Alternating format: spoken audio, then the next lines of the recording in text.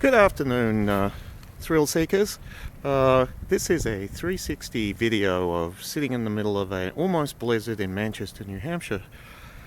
I'm not going to move the video because if you're looking at this, you can put your mouse on the video and look 360 degrees around you to see what's going on.